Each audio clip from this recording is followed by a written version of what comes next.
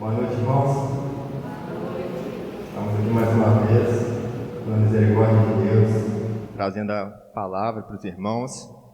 E como os irmãos já devem saber, já devem estar cientes aí, neste mês de maio, a gente está comemorando o mês da família. E, sob diversos aspectos, esse tema é realmente muito importante, ainda mais nos nossos dias que a família tem sido tão atacada, né? Mas não tem como a gente escapar desse tema, porque a gente está inserido em um mundo pessoal, em um mundo de relacionamentos, em um mundo que Deus, Ele definiu a família como a base principal, a primeira base do relacionamento humano. E antes da gente entrar propriamente no tema da nossa mensagem de hoje, gostaria de pensar a respeito de uma palavrinha com os irmãos. E essa palavrinha, ela é relevância. Nos nossos dias a gente ouve muito falar sobre isso. Fulano de tal está buscando relevância no YouTube, nas redes sociais. E a gente vê as pessoas buscando relevância em várias áreas de suas vidas, não somente na internet. E a gente vive num mundo corrido, um mundo de alta performance, um mundo que as pessoas estão sempre buscando otimizar o tempo, otimizar as coisas. E nos nossos dias parece que as coisas comuns, as coisas ordinárias, as coisas simples, elas já não agradam mais.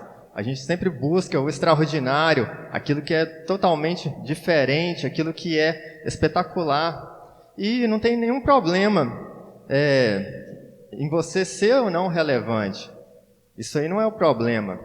O problema está no que isso está influenciando no coração das pessoas, nessa busca por relevância. O que ela tem feito no nosso coração, o que ela tem cultivado no coração da nossa geração, o que tem sido deixado de lado para que nós alcancemos a relevância em algum assunto que a gente deseja. São muitas perguntas para a gente pensar. E muitas das vezes a gente, ao olhar para a nossa vida, a gente pode até achar algumas coisas difíceis a respeito desse tema. Como, por exemplo, às vezes você está num serviço, você fica insatisfeito ali porque você não está sendo 100% aproveitado, você acha que você está sendo subvalorizado ali naquele serviço.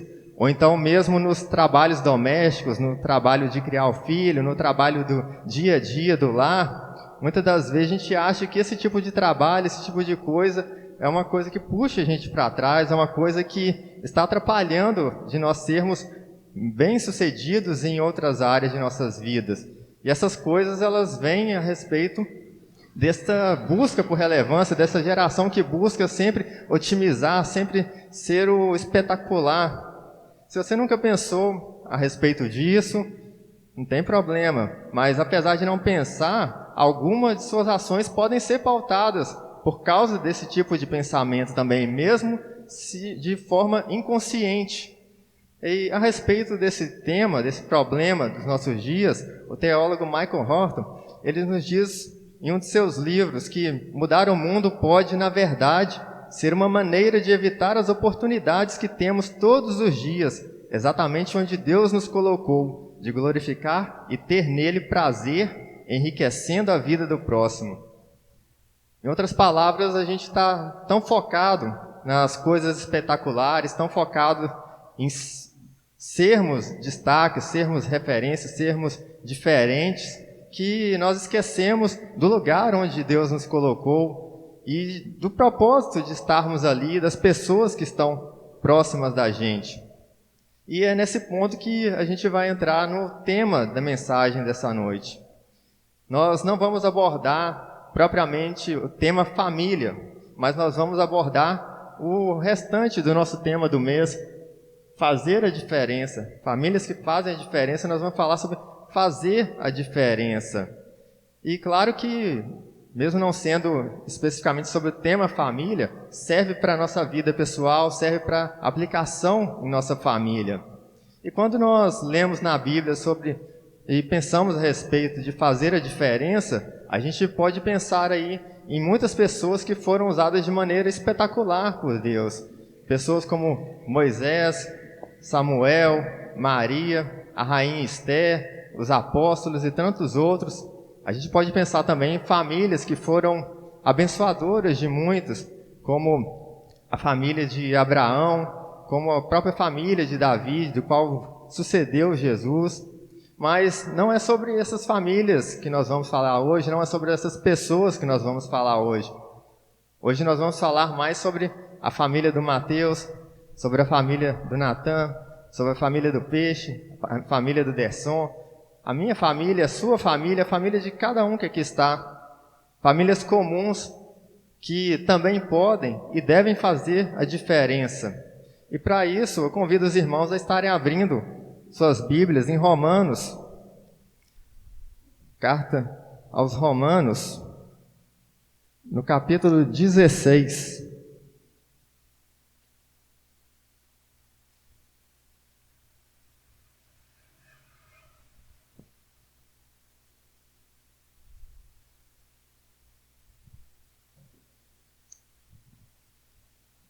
Romanos, capítulo 16.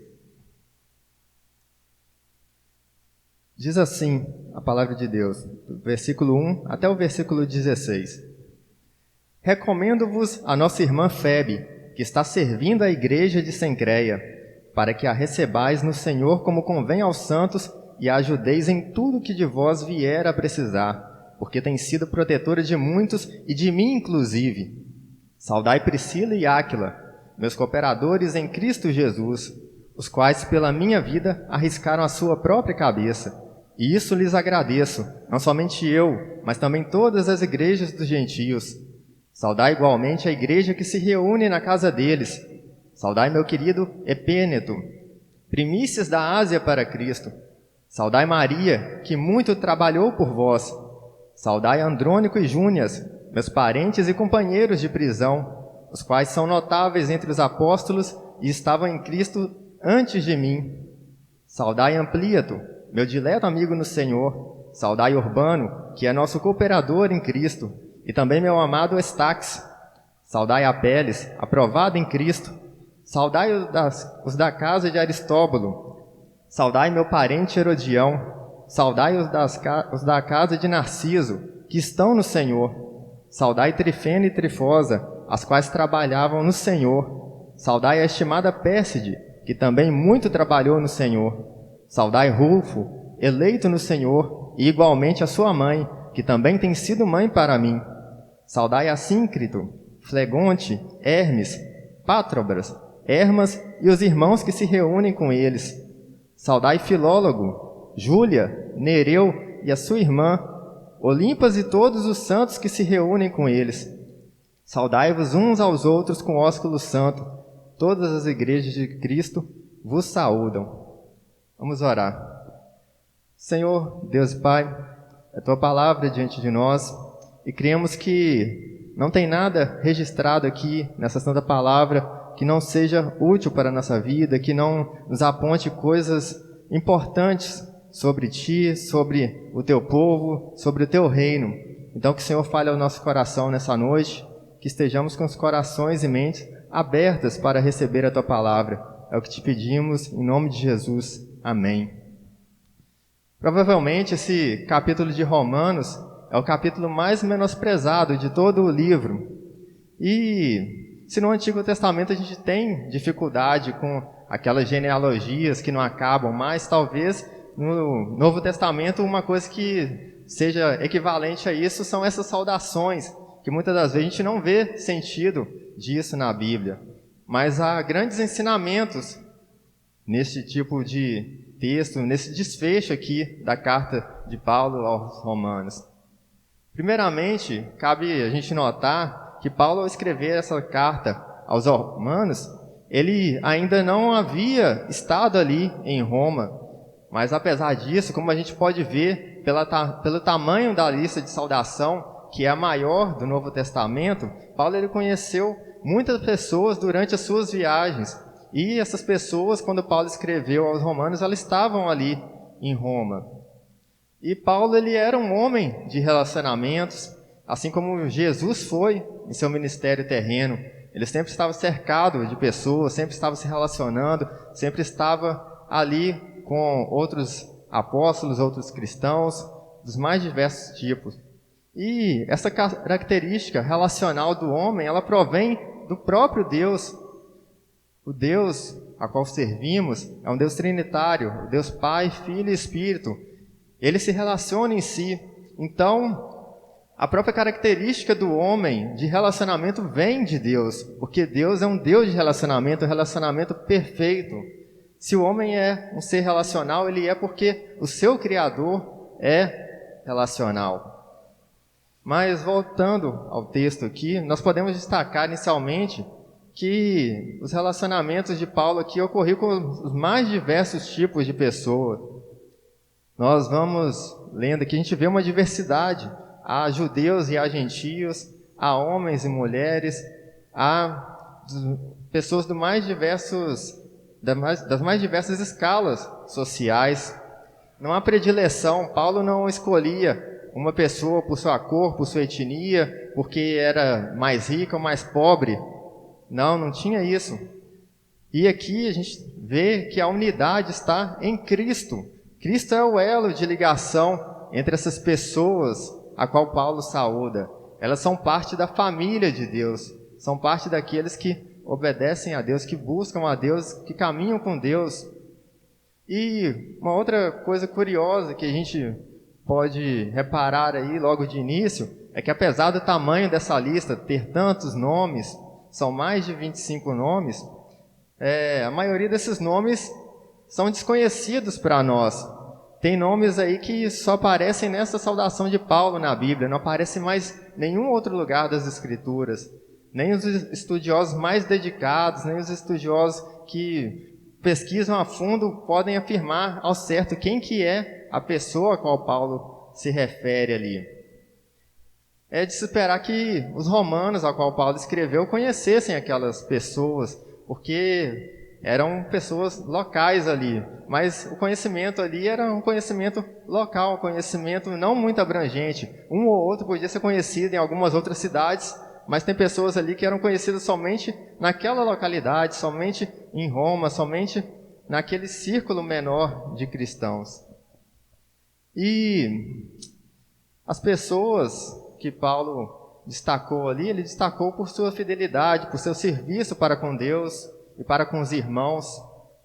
Elas não se tornaram relevantes historicamente falando, mas elas eram relevantes ali no meio em que elas estavam.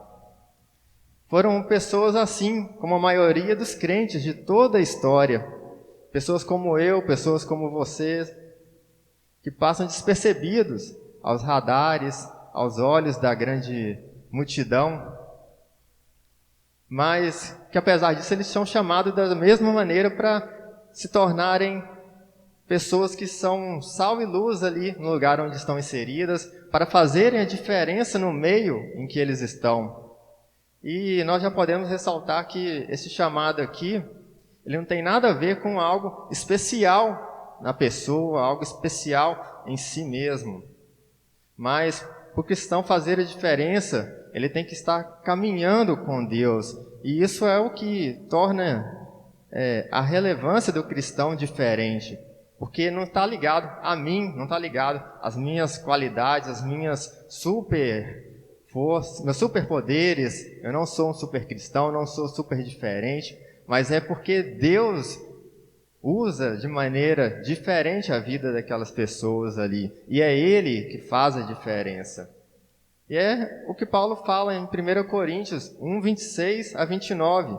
Ouça o que Paulo diz: Irmãos, reparai, pois, na vossa vocação, visto que não foram chamados muitos sábios segundo a carne, nem muitos poderosos, nem muitos de nobre nascimento. Pelo contrário, Deus escolheu as coisas loucas do mundo para envergonhar os sábios, e escolheu as coisas fracas do mundo para envergonhar as fortes. E Deus escolheu as coisas humildes do mundo, e as desprezadas, e aquelas que não são, para reduzir a nada as que são, a fim de que ninguém se vanglorie na presença de Deus. Se os homens escolhidos por Deus fossem super-homens, super-mulheres, haveria algo do que eles se vangloriarem diante de Deus. Haveria algo ao qual os descrentes falariam: é por causa dessas super pessoas aí que o evangelho está avançando.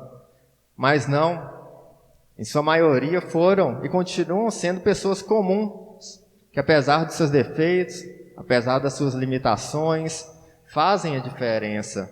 Não porque elas são naturalmente dotadas de alguma qualidade, mas porque elas andam em submissão com aquele que realmente faz toda a diferença na vida de uma pessoa, que é Deus, que é Cristo.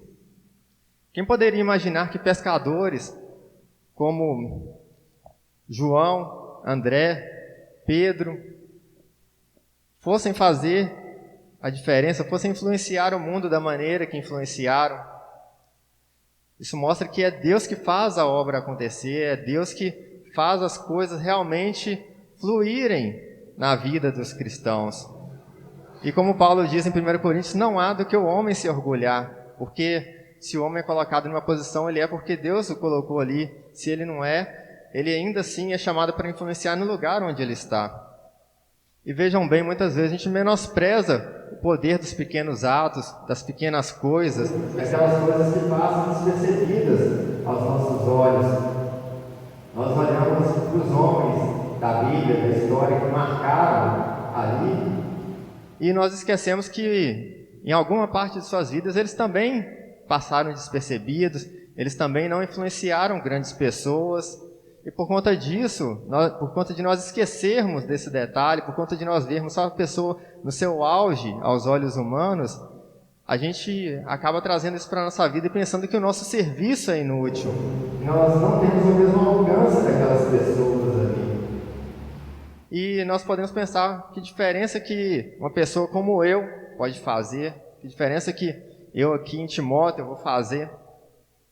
Mas veja bem, somente Deus, Ele sabe onde e como Ele quer usar a vida daqueles que Ele chamou. E uma coisa é certa, o Evangelho, a Palavra de Deus, só chegou onde chegou, só influenciou o mundo da maneira que influenciou por conta de milhares de cristãos fiéis, cristãos que passaram despercebidos durante toda a história, cristãos que provavelmente após a morte de seus filhos e netos, nunca mais foram lembrados, nunca mais foram recordados por outras pessoas. Mas apesar disso, eles, como Igreja de Cristo, como corpo de Cristo, eles fizeram toda a diferença para que a verdade de Deus chegasse a nós, chegasse a outras pessoas durante a história.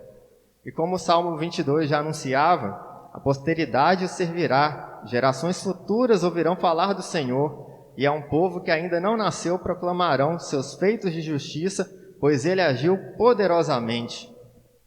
A ação poderosa aqui é de Deus, não é minha, não é sua, é Deus que tem ação poderosa. É Ele que faz com que homens e mulheres pecadores, falhos, sejam imitadores de Cristo e façam a diferença, demonstrem o verdadeiro amor e resulte em um serviço sacrificial, em um amor sacrificial, tanto a Deus como ao próximo. E são essas pessoas comuns, essas pessoas que passam despercebidas, que Paulo nos traz aqui no capítulo 16 de Romanos. Pessoas comuns que fizeram a diferença não para serem famosas ou reconhecidas, não para esperar que Paulo mandasse uma carta ali falando a respeito delas, mas em obediência ao chamado que a nova vida em Cristo impõe àqueles que são salvos e resgatados. Capítulo 16, ele começa com a recomendação à Febe. Cartas de recomendação eram comuns ali naquela época. A pessoa saía de um lugar, ia para outro e uma igreja ou uma pessoa mais conhecida, igual o apóstolo Paulo, recomendava aquela pessoa ali para que os irmãos a recebessem, para que os irmãos cuidassem daquela pessoa e para que também eles tivessem a garantia de que estavam recebendo alguém confiável entre eles. Era uma segurança para as pessoas que a recebiam também. E Paulo ele começa esse capítulo com a recomendação à Febe. ela provavelmente ela foi a portadora da carta aos romanos. Foi ela quem levou a carta ali às pessoas que estavam em Roma.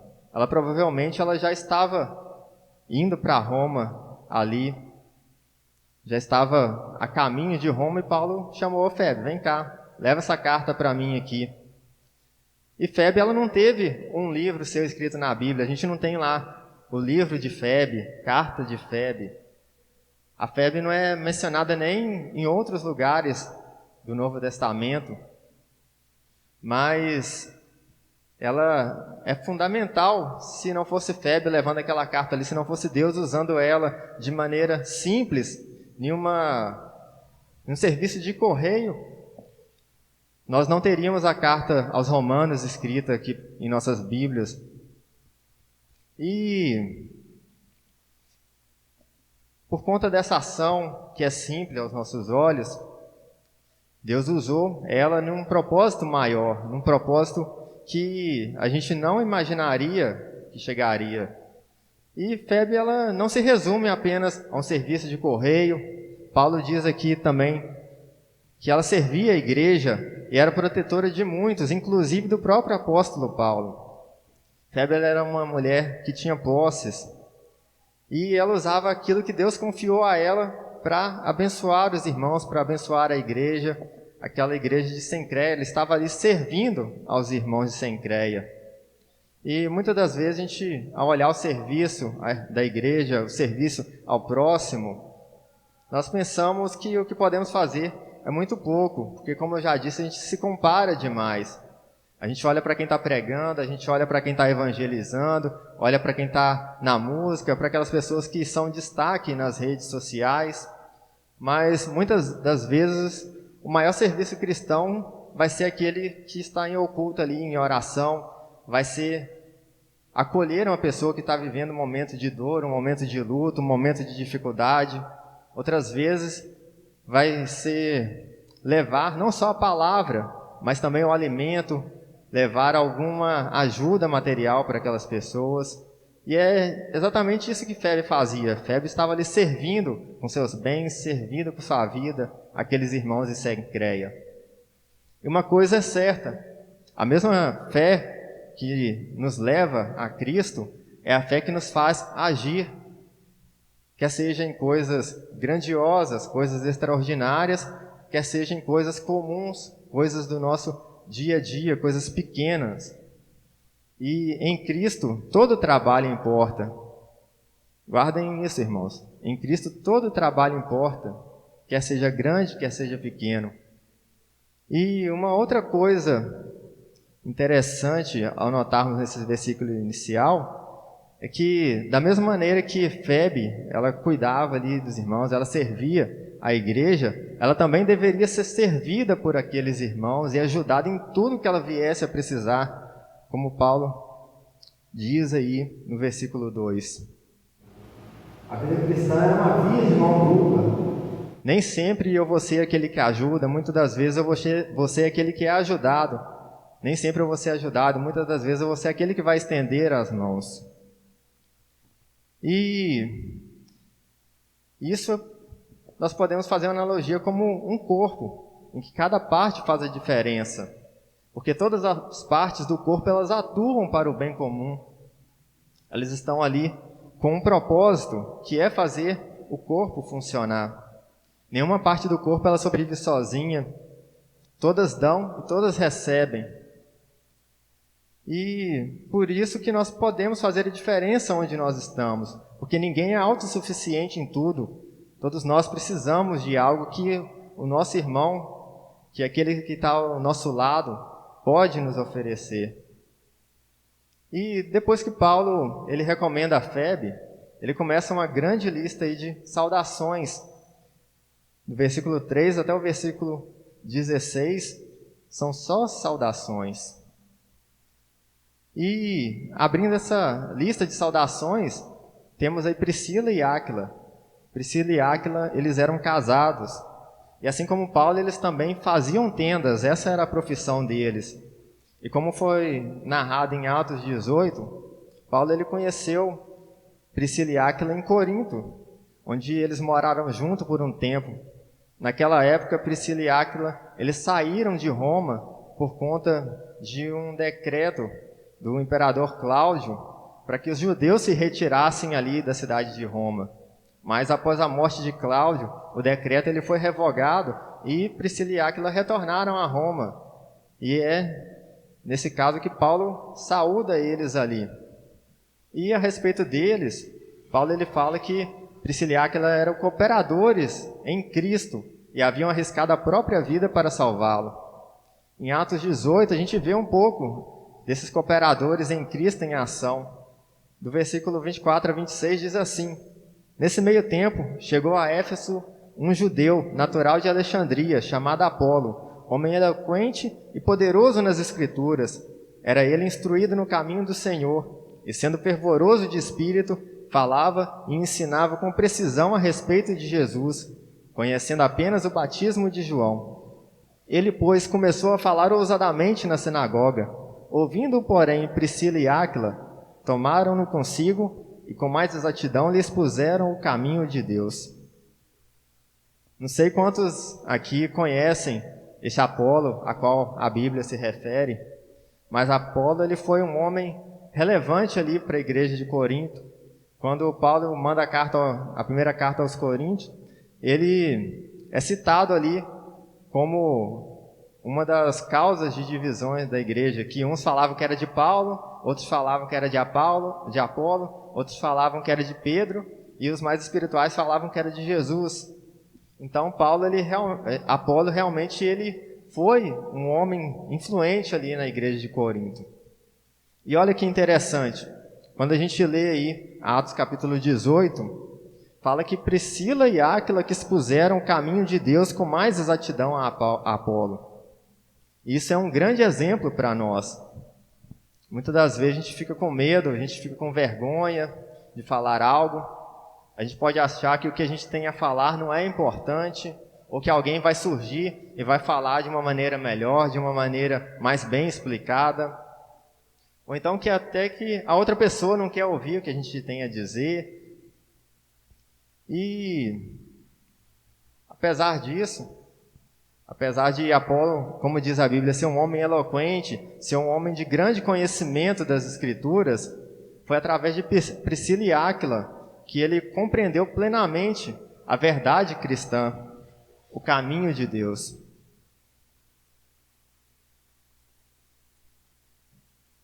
Não foi através de um apóstolo, não foi através de um líder da igreja, mas foi através da vida daquele casal que estava ali. E o que eles fizeram demais? O que Apolo e Priscila fizeram o que Áquila e Priscila fizeram demais ali? Aparentemente, nada de extraordinário. Eles apenas gastaram tempo com Apolo. Eles apenas acolheram e anunciaram o que eles conheciam a Apolo, a verdade que eles conheciam. Mais uma vez eu repito isso, irmãos, lembre-se disso. Nenhum trabalho no Senhor é pequeno e sem importância. Nenhum trabalho no Senhor é vão. A gente não deve limitar o poder de Deus por nossa própria medida. O poder de Deus é além do que a gente pode medir, o que a gente pode imaginar, o que a gente pode dizer que é ou não é. Quantas das vezes a gente já não viu um parente nosso, um conhecido nosso, que a gente falava assim, esse aí não vira crente de jeito nenhum. E é justamente esse que Deus vai lá e resgata, Deus vai lá e tira dos seus pecados, tira da sua vida. E uma coisa interessante é que na Bíblia não fala como Áquila e Priscila, eles arriscaram sua vida por Paulo. Mas tanto Paulo quanto a igreja dos gentios eram gratos a este casal.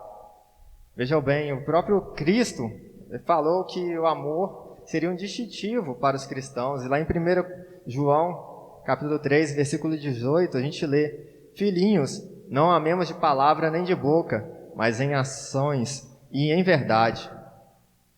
E esse amor prático, ele não é demonstrado apenas arriscando a vida, apenas fazendo coisas extraordinárias, mas ele é demonstrado no dia a dia, demonstrado na vida comum, demonstrado na família, demonstrado nos amigos, no seu trabalho. Esse casal, Áquila e Priscila, eles demonstram esse amor prático ao até então desconhecido Apolo. Eles não conheciam Apolo, conheceram ali e foram ali falar com ele, explicar melhor a palavra de Deus. Eles demonstraram esse amor arriscando-se por Paulo, e eles demonstraram esse amor a muitas outras pessoas, pois havia uma igreja na casa deles, uma igreja que se reunia com eles.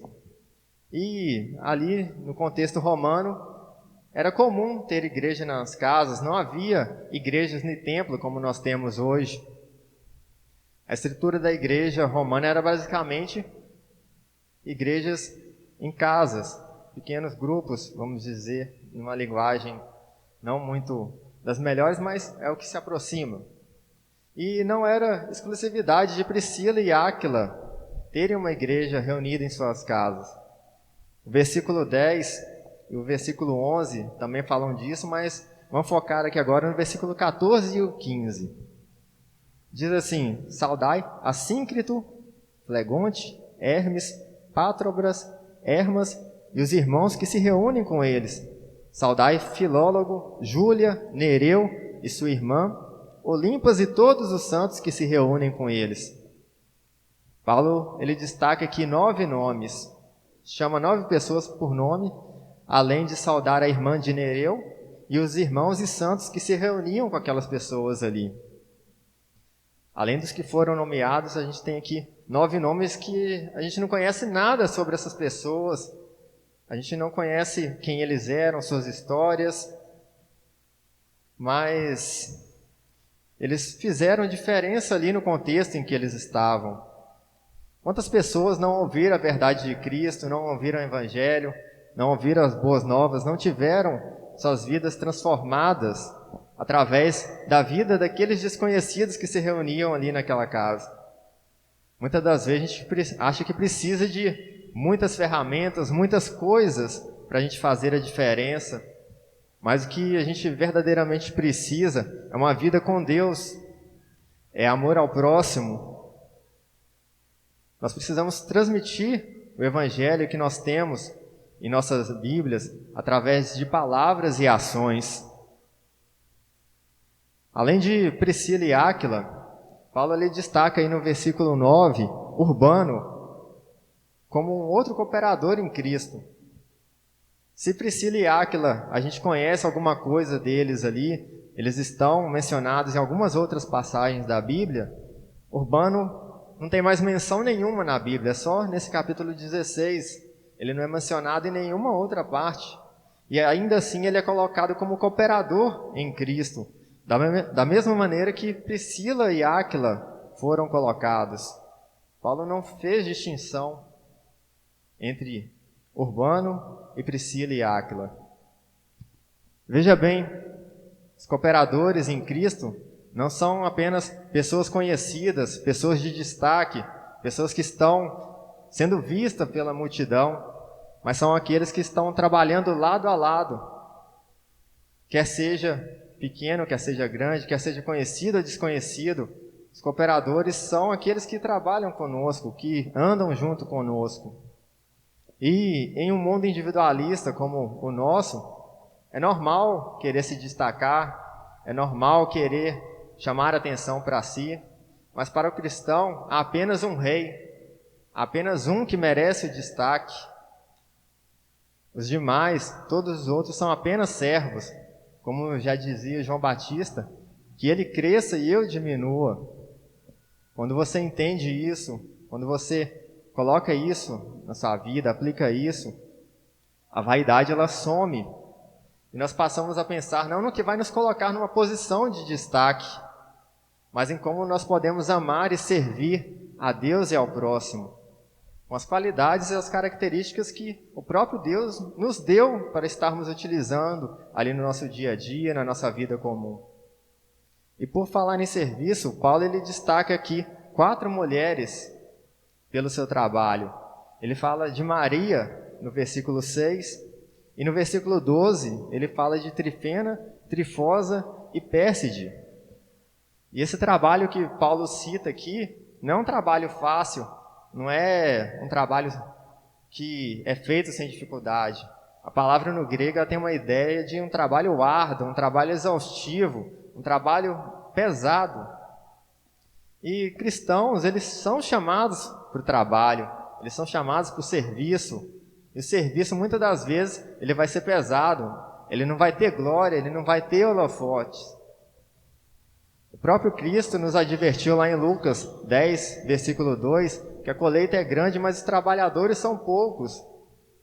Só de a gente saber que a colheita é grande, os trabalhadores estão poucos, a gente já vê que vai ser exaustivo, vai ser cansativo. E em situações assim, quando a gente vai por nossa própria força, a gente vai fadigar, a gente vai começar a murmurar e a gente vai desistir. Mas quando Deus, Ele é a nossa força, a gente pode, e provavelmente muitas das vezes a gente vai sofrer, mas não vai faltar o mais importante em nossa vida, que é a presença consoladora do próprio Deus. O próprio Deus vai estar ali caminhando conosco, nos dando refrigério nos momentos difíceis. E veja bem, Paulo ele manda a sua saudação para Maria e Pérside, que muito trabalharam. Isso sugere que elas eram mulheres mais velhas, anciãs. Mas também ele manda a sua saudação para Trifena e Trifosa, que estavam ativamente trabalhando ali naquela igreja, na ocasião em que Paulo escreveu. E Deus ele sempre vai estar levantando pessoas para fazerem a diferença. Em toda a história foi assim e sempre continuará a ser. Sempre vai haver um remanescente fiel, sempre vai haver pessoas dispostas a estarem ali servindo, atuando no lugar em que estão. E nesse sentido a gente pode ver a saudação a Andrônico e Júnias, que já estavam em Cristo antes de Paulo. Haviam pessoas antes de Paulo, haviam pessoas depois de Paulo, haviam pessoas muito depois de Paulo. Temos nós agora, e vão haver pessoas para frente que Deus vai levantar. E a gente não sabe aí a respeito de Andrônico e Júnior se eram dois homens ou um casal. O texto bíblico, até no original, ele não deixa isso claro. Mas o que cabe a gente destacar aqui hoje é que eles foram notáveis entre os apóstolos e também foram companheiros de prisão de Paulo em algum momento de sua vida. Além do trabalho pesado, além do trabalho árduo, fazer a diferença alguma vez vai nos causar injustiça, vamos ser injustiçados, vamos lamentar a nossa situação quando nós queremos agir como Deus quer que nós hajamos. Como nós sabemos, Paulo ele não foi preso porque Paulo era mauzão, porque Paulo estava ali roubando, estava ali matando. Da mesma maneira que Jesus não foi morto ali naquela cruz por causa de um pecado que ele havia cometido, por causa de um delito que ele havia cometido. Fazer a diferença e ser fiel a Deus, muitas das vezes vai nos colocar em posições pouco confortáveis na vida. A gente vai sofrer pressão no trabalho, em casa, a gente vai ser diferente, a gente vai ouvir piadinhas e muitas outras coisas. Mas apesar disso, a gente tem que manter os olhos em Cristo. Pois quando a gente faz isso, quando nós estamos olhando para Cristo, olhando para o alvo da nossa vida, que é sermos imitadores, discípulos de Cristo, a gente vai passar por essas lutas e provações e a gente vai sair aprovado. Como Apeles, a quem Paulo saúda aí no versículo 10. A Bíblia ela não fala de Apeles também em lugar nenhum. A gente não sabe a qual provação que Apeles saiu aprovado ali que Paulo se refere. Mas isso deve servir de incentivo para nós, deve servir de incentivo para aqueles que buscam agradar a Deus. Porque o que nós devemos esperar é estarmos aprovados em Cristo, sabendo que é dele que vem a nossa recompensa, sabendo que é dele que nós devemos aguardar a aprovação, o reconhecimento. Se a gente for reconhecido por outras pessoas, maravilha, glória a Deus. Mas o nosso reconhecimento, a nossa alegria tem que ser em saber que estamos agradando a Deus, estamos seguindo aquilo que a palavra nos diz para seguirmos. Se a gente for reconhecido como Andrônico e Júnias aí, que se destacaram entre os apóstolos, isso é muito bom. Mas o propósito da vida cristã, ela é glorificar a Deus e se deleitar nele para sempre. Não é ser glorificado pelos homens, não é se deleitar nas bênçãos do mundo. Veja bem, por mais que a gente busque fazer a diferença, por mais que a gente busque ser sal e luz no lugar onde a gente está inserido, muitas das vezes isso não vai fazer com que a nossa família, os nossos amigos, as pessoas que convivem com nós, elas se convertam também. Isso pode ser frustrante para a gente. As pessoas podem perceber nossa conduta, podem perceber o bom testemunho, mas ainda assim continuarem agindo da mesma maneira, continuarem agindo erradamente, continuarem agindo como se não soubessem da verdade ao qual testemunhamos. E Paulo ele não se esquece de saudar a crentes assim que passam por essas situações também. Como a gente pode ver no versículo 10 e 11, a respeito de outras igrejas que se reuniam em casa, Paulo ele saúda os da casa de Aristóbulo e os da casa de Narciso. Aristóbulo ele pode ter sido o irmão de Agripa I, que foi o rei da Judéia entre os anos de 41 a 44 depois de Cristo. E Narciso ele pode ter sido um servo do imperador Cláudio. Eram duas pessoas aí da nata, vamos dizer assim. E ambos tinham crentes ali no seu meio, ambos tinham crentes que Paulo saudou ali, crentes que realmente estavam fazendo a diferença ali naquele lugar. Mas, ainda assim, esses dois, eles não se converteram. Paulo não está saudando ali a Narciso, Paulo não está saudando ali a Aristóbulo, ele está saudando aqueles que se reuniam na casa desses. E nós temos que saber que quem converte, quem convence o coração é o Espírito Santo, é Deus. É Deus que nos dá vida em meio aos nossos delitos e pecados. Não sou eu, não é você, não é algo inteligente demais que eu possa falar, não é um argumento irrefutável que eu vou dar. Nós podemos e devemos ser uma ferramenta ali nas mãos de Deus, ali no lugar que a gente estiver, mas sempre nós devemos nos lembrar que nós não somos Deus. Nós somos servos de Deus, nós somos um instrumento de Deus ali. Nós temos o chamado para sermos sal e luz ali naquele lugar, mas nós não somos Deus. É Deus que vai converter o coração, é Deus que vai fazer aquelas pessoas mudarem realmente de vida e ouvirem o Evangelho.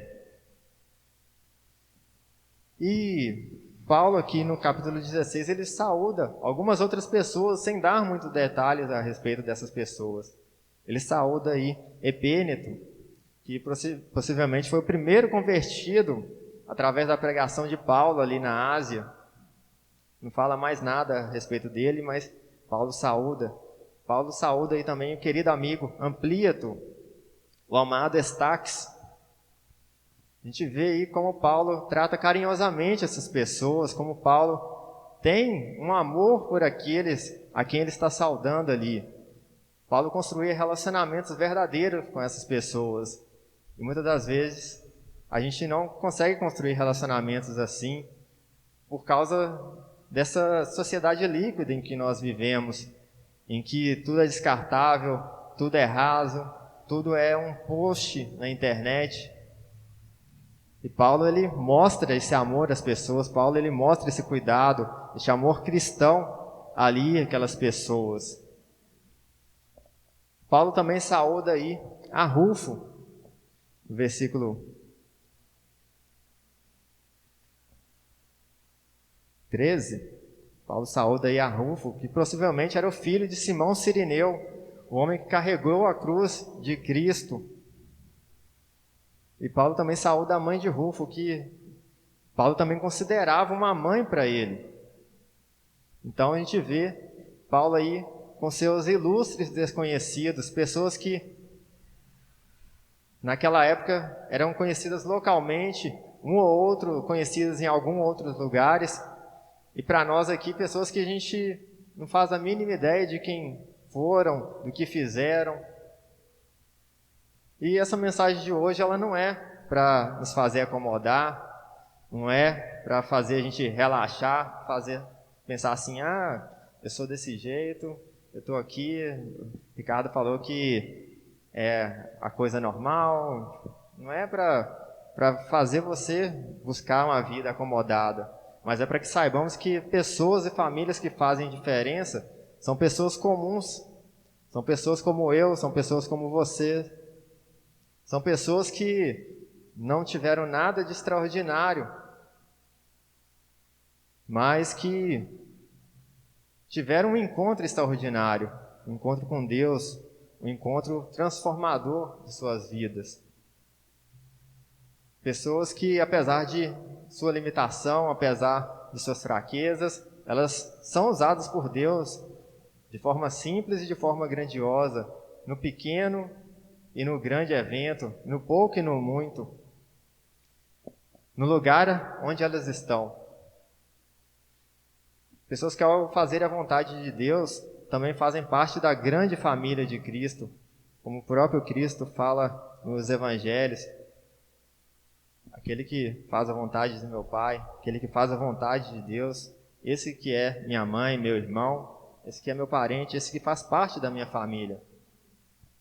A gente pode ter grandes exemplos na internet, a gente pode ter grandes exemplos de cristãos fiéis, mas o melhor exemplo que a gente pode ter, o melhor exemplo que a gente pode buscar, são aqueles que caminham com a gente, são aqueles que caminham próximo da gente.